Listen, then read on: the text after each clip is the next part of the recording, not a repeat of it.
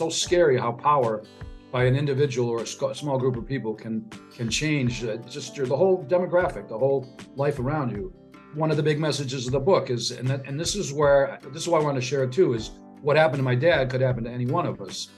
And it still could. It could be a bad neighbor, it could be a bad business deal, a bad local government, a bad federal government, or a bad foreign government. And any one person or any group can change your life in a hurry. Hello and welcome to Along the Way Life's Journey. I'm your host, Carl Bucciolato. You know, I say all the time as I travel through this world, I meet very interesting people. And those people I hope would come onto this show to help share some of their motivation and inspiration that has moved them in their lives. Because I know those kinds of things have changed my life enormously. And I have a man on today who his father has lived through an experience that is unlike anything you can imagine in modern day history. And yet it's true. It's all true. I want you to meet Dr. Robert Wolf. And Dr. Wolf is the author of a brand new book called Not a Real Enemy.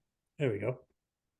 This is a magnificent book written in the style of Ken Follett, I must say. I'm a reader of Ken Follett's work, and this is a remarkable book. It tells the story of a Hungarian Jewish man and his fight for freedom from World War I through the Nazi concentration camps in the Holocaust, and then surviving the Soviet regime and to escape yet a third time. An amazing story. Robert, thank you for coming on our show today.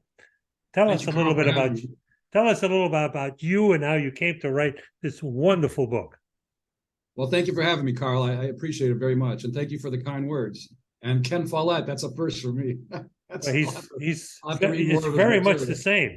I read all of Ken's work, and this is very much the same because it chronicles a family over a long period of time with a great deal of detail and personal content. And I love that kind of writing. Well, I appreciate you saying that. And yes, it's a very heartfelt project.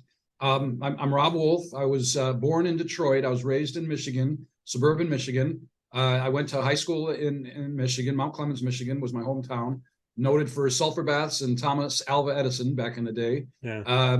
But then I went to undergraduate at Tufts University, north of Boston, and then went back to University of Michigan Medical School. Ended up being a radiologist and did my training sort of all over New England, Framingham Union Hospital, Rhode Island Hospital, Brown, and Yale for a neuroradiology fellowship. So now I'm about 30 years old at this point. Finally get my career going. And I've been a radiologist for about 30 years now, 33 years. My mom and dad, I'm an only child of only children. My mom and dad, they raised me to be disciplined. They loved medicine. My dad was an OBGYN. He practiced, we could talk more about that in a little bit, but that's what he loved to do. He would have practiced till the day he died. I was very inspired by his love of medicine and his love of science and his love of people. And that sort of was my big influence, starting with about ninth grade for me to go through med school, even though I chose a different specialty, radiology. So in the 1970s, well, my dad was born in 1922 in a small town called Győr, Hungary.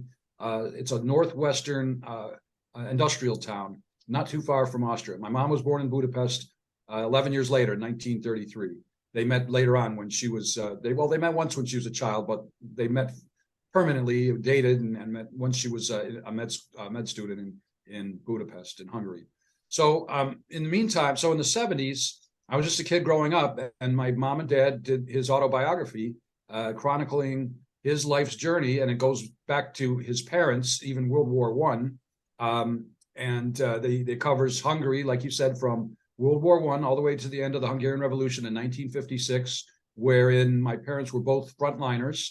Of course, the Holocaust in Hungary is the epicenter of the book, and the book sort of starts out that way. My mom and dad wrote they literally pencil and paper to typewriter to a computer to a disc in the 70s about my dad's stories and what happened with his parents and my dad's family and his friends. And they wrote the stories as though they happened the day before. They were very sharp. They had great memories. They were Holocaust educators. They were history educators. They were also very diversified, smart people. They liked art and the sciences and not only history, but music, opera, theater, travel, education. So they're very diverse in And then, so now my dad passes away in 1997, unfortunately. And then my mom in 2016.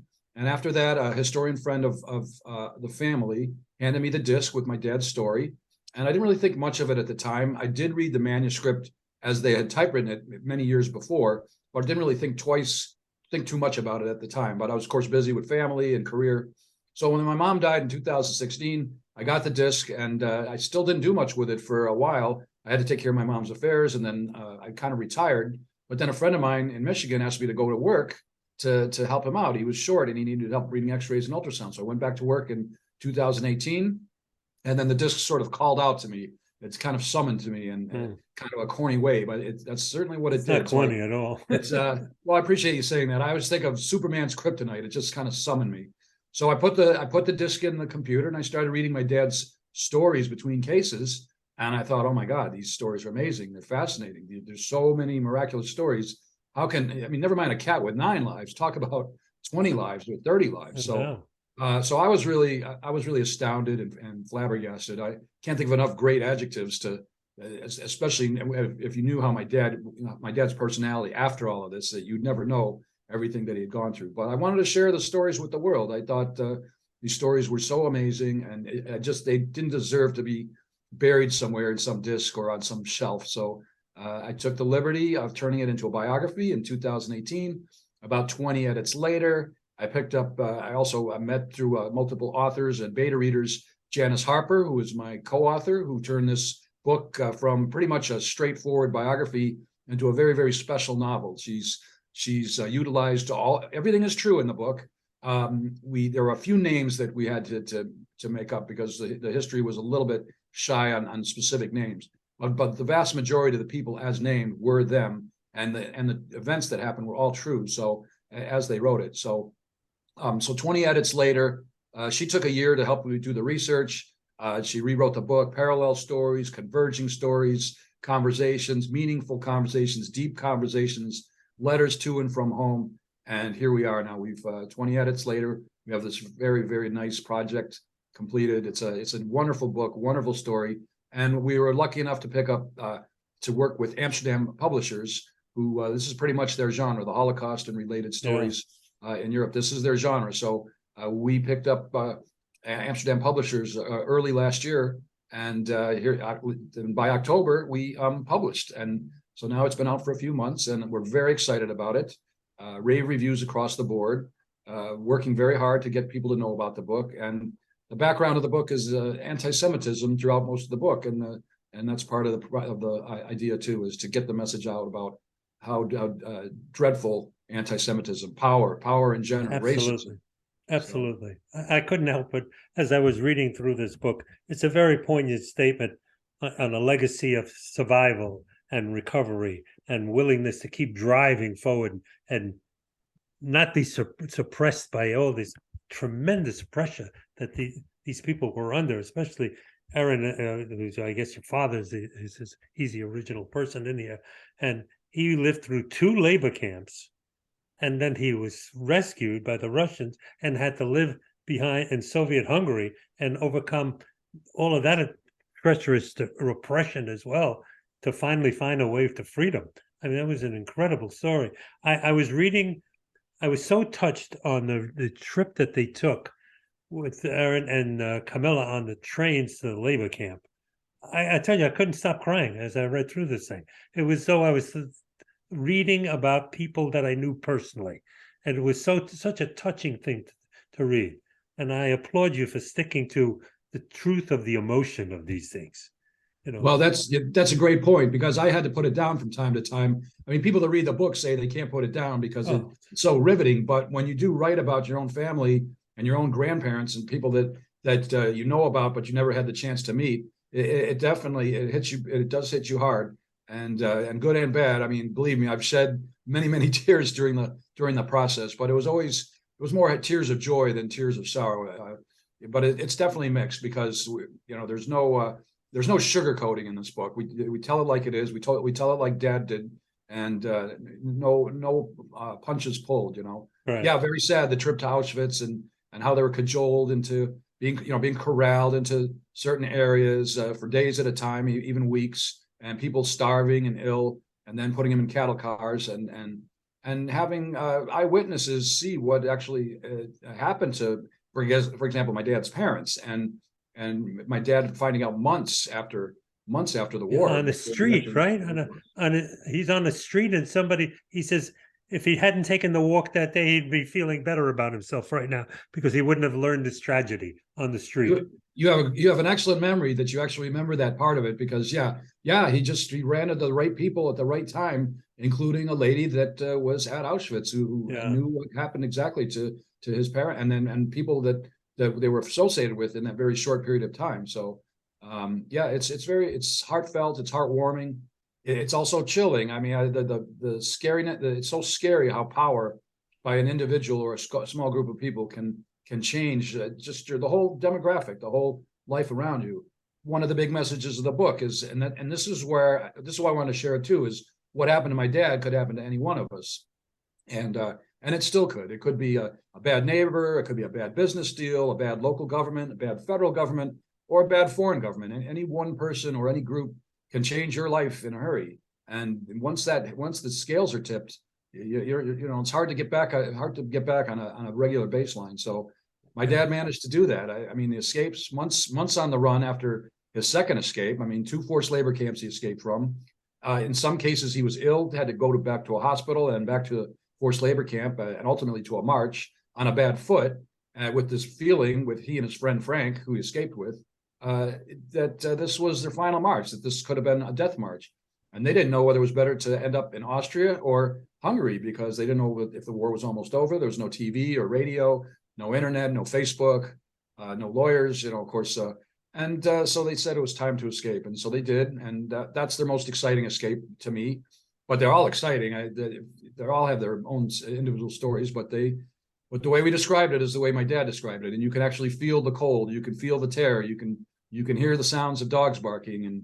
And I don't want to give too much away because I want people to read the book. I think it's a marvelous book. When I said, like Ken Follett, I meant it. That's the kind of detail that I look for in a book when I read it. I want to immerse myself into the book. I want to feel like I'm one of the characters in the book, even though I didn't live that particular share of life. I did write a book myself, and I wanted to have people get the same reaction when they read my book. But I think it's very important for people who stay true to the emotion of the story, not just exemplify it because it might be dramatic, or to make it sound less than it is because you want to just get more story in and move along. It was so touching because you cannot help but read it and feel the emotion of pain, suffering, hopelessness as you're reading through this thing. You can't help but feel it. And I applaud you for that. I know you're a doctor, you're not an author, but I believe you're probably going to be an author again. If you've done this work, you're going to do something else, I'm sure. It's certainly possible, but I'm working on this for now. I can tell you that no matter what I do going forward, this probably will be the most important book I will have written. Absolutely. And why it's so important is because of what's happening in the world today. I'm not Jewish, I'm Christian, but I believe never forget. This should never happen again. And these are the kind of ugly things that are raising their head. Anti-Semitism is raising its head all around the world again. And the story has to come out over and over again to remind people to stand and never let it happen again. Because I appreciate you saying that. Yeah, we believe in Judeo-Christian values. And yes, the Jewish people need help for the Christians to fight anti-Semitism. I need a Christian audience to understand what happened. Absolutely. And also Muslim. I mean, there's a huge Muslim population in this world. I have good friends that are Muslim. I have great friends that are African American, Jewish, non-Jewish.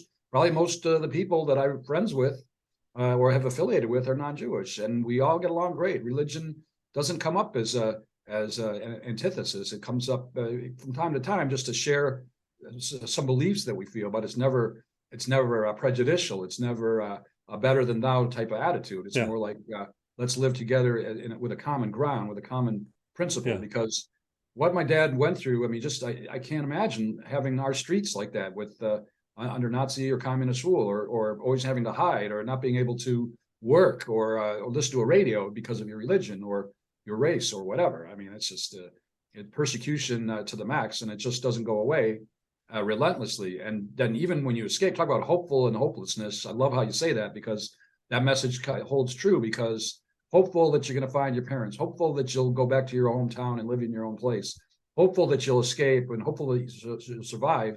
And then when you're actually on the run, you're thinking, what the heck am I doing? Where am I going to go? What do I, no place to go at all, and no one to talk to, and very, very difficult time. So yeah, the message is there. And that's the idea, is getting the people to understand that, yes, it could be me but even if it's not me, the story it holds so true that you can feel like you're right next to the person. You're right there in the,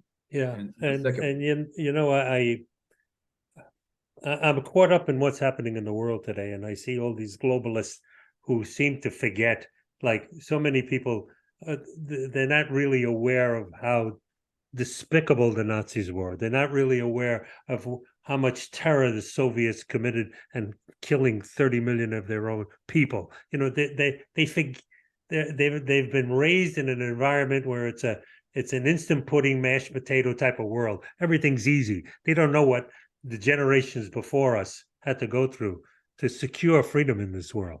And it's easy for them to say, well, it didn't happen. It's never going to be easy for us to believe that it didn't happen.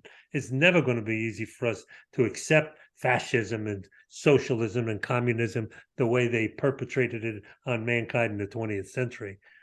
And yet people think it's nothing, you know, we can all join together and live under one common world and eliminate our, censor our free speech, eliminate our freedoms.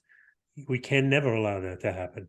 Never. No, and I hope not. And from your mouth to God's ears, I think that people do need to, there is an evil empire out there, as Reagan used to call it, or I call it the dark world. I mean, it's a dark world, and it still exists. I mean, this Russian war with Ukraine now, I mean, it's just on and on and on. Yeah. I call it the Hungarian Revolution on steroids, because it should have ended within a couple of weeks or a month, but the Russians thought they had a sure victory, like they did in Hungary. And people ask, well, why did the United States help out the Hungarians during the Hungarian Revolution? Well, there wasn't as much communication as there is now. There weren't the kind of satellite and data and things that you could find communication. And also the United States has an obligation to protect its own people. So it doesn't need to escalate wars that, it's something that you got to think about. And I see some of that with Ukraine. We're helping, but it's difficult. I mean, you don't want to overstep your bounds, and we have people to protect within, both over there and here in the U.S. So that's definitely a quagmire for our government. But yes, an evil empire is an evil empire, and the Russians don't seem to have changed much. There's this hunger for power, and whatever their own agenda happens to be, they just go by it, and they disregard any sort of decent or reasonable world order. So, and they're not the only ones. China, North Korea, Iran. Yeah. There's always these governments that we're headed for trouble. There's no doubt about it. But well, my job is to try to circumvent that, to try to prevent that from happening, even if it's one person at a time, one podcast, one TV interview. If I can touch one person or 10 people and get them to sort of change their attitude, even a little bit, including my attitude about it, truthfully, because until I read this book and really had to get it absorbed in my mind and my soul, then maybe I didn't understand it either. I'm the McDonald's easy living type guy too, everything handed to you. But the world isn't like that. The world requires people to study. The world requires people to build bridges and roads and farm and be in the military. That's right. And all of us, that, let's say 99% of us, contribute to that society, I think. And it's just these 1%, is the small minority of people. I would love to try to educate. I mean, but even if I can't, if we can get the rest of us to stick together and keep things in some type of order. In a privileged society, it'd be nice to keep it that way. And somebody taught me a long time ago, there's only one simple way to change the world. One hand reaching to another, one person at a time. That's how you change the world. Absolutely. And I'd like this book ultimately to be taught. Well, my kids, I've got stepkids and step grandkids, and they all support the book and they all get the message. They have all read it or are in the process of reading it now. And the legacy will live on with this book if they continue to teach their kids and their grandkids, because before you know it, World War II will be forgotten. You were in the Vietnam War. Thank you very much for your service. Of course, that's becoming a forgotten war. Korea, World War I, and who knows about the Civil War and the American Revolution. I believe history, and I'm not going to be selective about picking the Old Testament or the New Testament, or picking this war, this happened, this happened. History is history. It's documented. You can't just erase it, and you can't just selectively erase it either. That's right. That's right. So you must be having lots of call for you to do book signings and to speak at various groups, and especially living here in Florida, there's an awful lot of communities that are familiar with this experience, and they probably are inviting you to come forward. You're a busy guy these days. I'm a very busy guy. It's a good busy. I'm very grateful. Thank you again for inviting me to this podcast. I've done a few others so far. I've been invited to do a talk. I'll be doing a talk next Friday with the Temple Beth Adam. I think I'm pronouncing it correctly. They're from Delray. There's a couple more. I've got one coming in New Haven in November. I just was invited from my hometown library, my hometown public library, to do a talk and a book signing. So that's pretty exciting. There's the, I want to say Wiesenthal, but there's a center, Weissman Center, I want to say. I was invited to the Weissman Center to do a talk. I think that's in April. And there's more coming. I mean, one got postponed. I've already done a talk for my own temple, Temple Betham, here in Margate, and well, I'm in Coconut Creek, but in Margate. So I'm very happy that, and I've done a few others too. And I mean, there's so many that I can't keep track of them all. And some TV interviews, and I've done local radio interview. And you try to let people know about the book, but sometimes it's nice when people find you too. So it's a two-way street. But yes, very busy. Happy to spread the word, and I appreciate the opportunity here too. You found me through local newspaper article. Yeah, through a local newspaper that featured you, and I thought it was appropriate that I contact you and thank you for your effort. And when I found out what you were working on, I was more than happy to invite you. More than happy. So what do you want to tell? What do you want to tell people about? I know what your goal is. You've made that very clear. I know what your effort has been and your work effort has been recently. But what do you want to tell people, if you could? If you were the sage who stood back and learned from the experience of your father's words, if you were a sage and you had the ability to say to people around you, folks, get it together, do what? Appreciate what we have in this country. Appreciate what we have in the free world. Enjoy your family. Enjoy your friends. Life is short. It's fleeting. Time is the most valuable commodity by far. You can't take anything else with you. Whatever little time we have on this earth, make the most of it. Let's be peaceful. Let's get along. Let's not enjoy your fellow man. Be nice to people. We don't have to step on each other's toes. Right. And appreciate what we have. Appreciate if you never had to be in a war or a prisoner or under duress of the type that my dad and mom had to be, under the power, the thumb screws of another person. That's something that no one should ever take for granted. That's one thing. And then another one is that at your most harrowing times, you're not going to survive if you don't have the right attitude, if you don't have the right that need to survive, that need to escape, that need to move forward from whatever perilous situation you're in. It's going to be difficult to really succeed in life. So that's another thing. And then move forward and pivot and try to move forward. Like I said, try to move forward. Try to go on to the next segment of your life and try to put behind you what you have been through too. So a lot of messages too. Redemption is a big message too, that someday you'll stand up and you'll look down and look back at your life and say, I actually did something good here. So for me, maybe it was being a radiologist. That's a part of it. I mean, I make a living at it. I do help people, but doing things like running a charity event or running a fundraiser or writing a book or a play or an opera or a movie that you could share. It's a feel good type of thing, or it's nice to see that kind of thing. And it's difficult to do, but there's no reason that everybody can't have a hobby or two. And like I said, be nice to people. Just there's no reason to not. I don't want to have power over anyone. I want to work with people. I want to talk to people. I want to enjoy people, not say, oh, this person's this way and this person's that way. People are people, and there's 7 billion of us and climbing, and that doesn't make it easier on our planet either. That's right. That's right. you said before that you take from the Old Testament and the New Testament, and it doesn't matter to you if they have wisdom in them, and I believe that. My scripture that I've followed all my life, I'm a Christian man, I told you, is from Judges 5:27, and it says, "March on, my soul, be strong." And I think that it's a mantra that's kept me in the right vision, where I have to be, and I It's just wish excellent. that. Well, Christianity is a very important religion, and just because I'm not Christian doesn't mean I don't believe that some of the things happen in the New Testament. Doesn't mean I don't believe what happened in the New Testament didn't happen. Right. I'm sure there were a lot of miracles, a lot of things that did exist, just like in the Old Testament. And speaking of which, my favorite thing is Exodus. There is no surprise there. Right. Moses leads the slaves after 400 That's years right. of bondage out of Egypt, and what a story that is. Absolutely. So that's by far my favorite. No particular quote, but that story and that holiday, Passover is by far my favorite. So, but that's the story. I mean, and my dad had to do it on his own. He wasn't.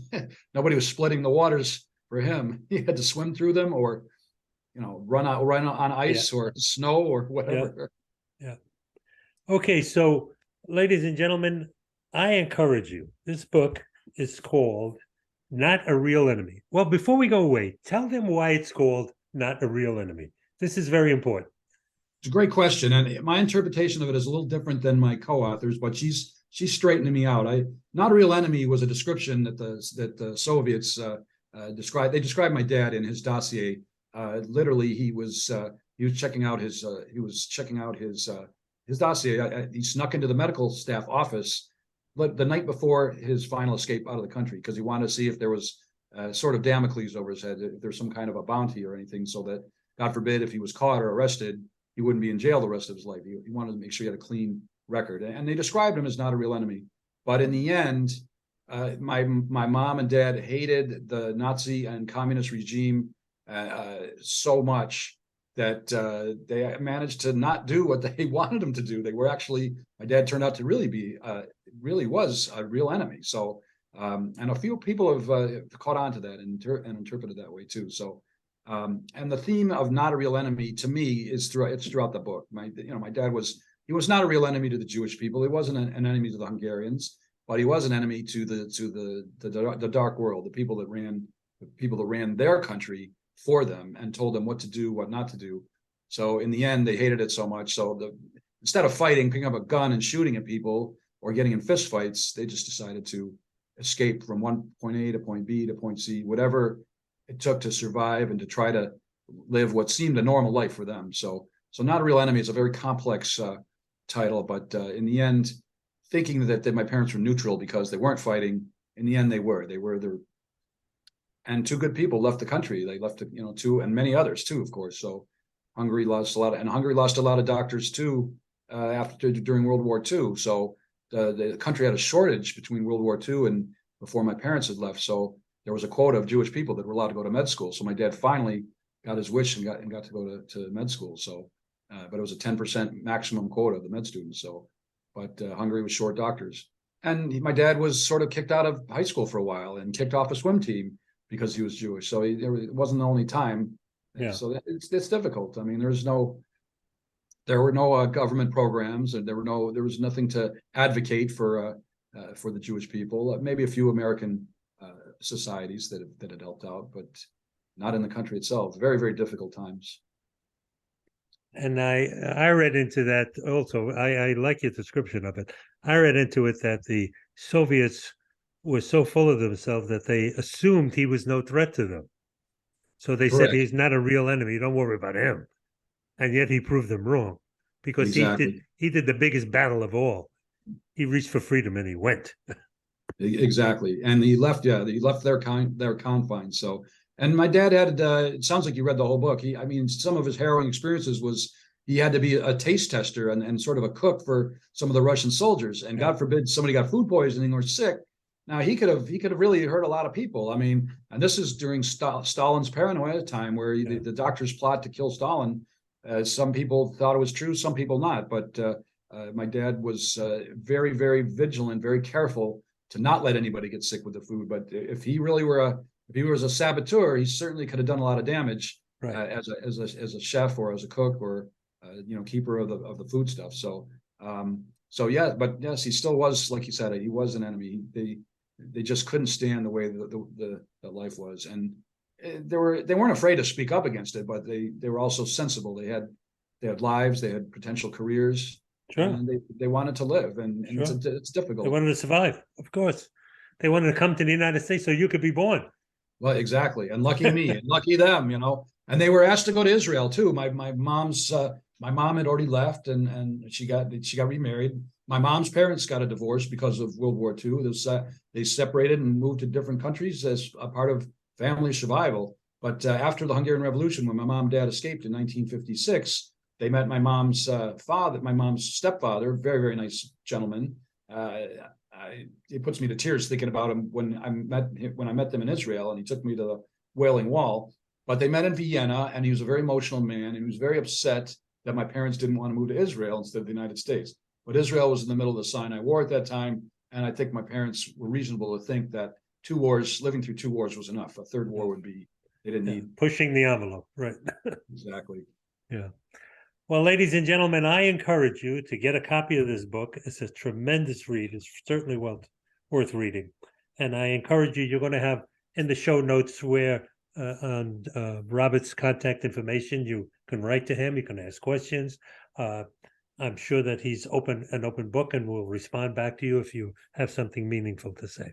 I also remind you that we come up with a new show every Wednesday morning, and we bring people on our show like Dr. Robert Wolf here, who has such an amazing message to deliver to us. And I say to you, as I say always, you have a message of your own. Everybody has their own story, and no one can tell it like you can. Write it down. Share it with loved ones. Share it with family. Share it with other people. Because if you don't, when it's too late, it's too late. If Robert's parents had not written this down, this book would not be known. The message in this book would never have been told. So make sure you share your message. It's very important. People need to be motivated and inspired by what you have lived through. Share it with others. I encourage you. And I encourage you to do what I tell you every week on this show. I know I'm a big blustery guy from Brooklyn, but I say it every week. Love one another. This life is too short. Get somebody in a bear hug and tell them you love them, because it's important that we share that message with people that we care about. So, Robert, I love you today. Love you too. Thank you very much for having me on. Can I just say one more thing? Please. Where they can get the book, because it's important. So you can buy the book on Amazon, Barnes & Noble, and Walmart. It is now available on bookshelves, slowly but surely, at the Barnes & Noble in Manhattan Beach, California, if it happened to be that way, or the United States Memorial Holocaust Museum in Washington, D.C. It's on the shelves there, which I'm very pleased and happy to say. And hopefully more bookshelves over time. Libraries, museums. I've donated quite a few copies to like Yad Vashem and the Holocaust museums here in Florida, and more of that is still coming. So sharing is the big word. Share the story, share with each other, love each other, and maybe we can find some sort of peace someday. Amen to that. All of that is going to be in the show notes, folks. Make sure you copy down where you can reach out, where you can buy the book. It'll all be in the show notes. Robert, thank you so much for being on this show. Thank you, Carl. Appreciate it. Nice. I'm honored to have met you, sir. Pleasure. I feel the same way. Thank you very much.